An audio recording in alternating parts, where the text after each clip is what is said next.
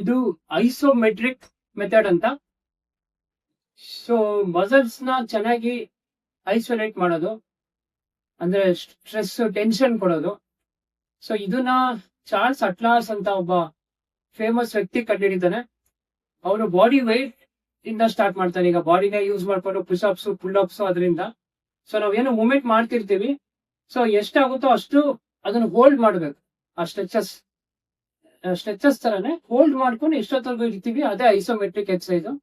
ಇದು ನಾವು ಈಗ ವೆಯ್ಟ್ ಟ್ರೈನಿಂಗ್ ಅಲ್ಲಿ ಇದನ್ನ ಹೆಂಗೆ ಮಾಡ್ಬೋದು ಅನ್ನೋದನ್ನ ತಿಳಿಸ್ಕೊಡ್ತೀನಿ.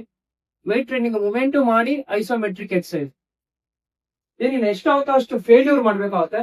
ಸ್ವಲ್ಪ ವೆಯ್ಟ್ ಜಾಸ್ತಿನೇ ಇರ್ಬೇಕಾಗುತ್ತೆ ನಮ್ ಕೆಪಾಸಿಟಿಗೆ ತಕ್ಕಂತೆ.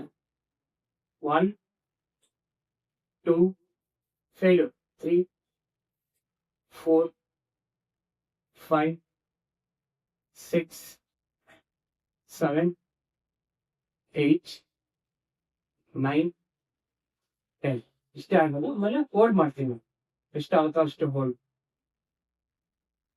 ಇದು ಮಸಲ್ಸ್ಗೆ ಸಖತ್ತಾಗಿ ಟೆನ್ಷನ್ ಕೊಡುತ್ತೆ. ಸೊ ಟೆನ್ಷನ್ ಕೊಟ್ಟಾಗ ಹೈಪರ್ಟ್ರೋಫಿ ರೀಚ್ ಆಗಿ ಮಸಲ್ ಗೇನ್ ಚೆನ್ನಾಗಾಗುತ್ತೆ.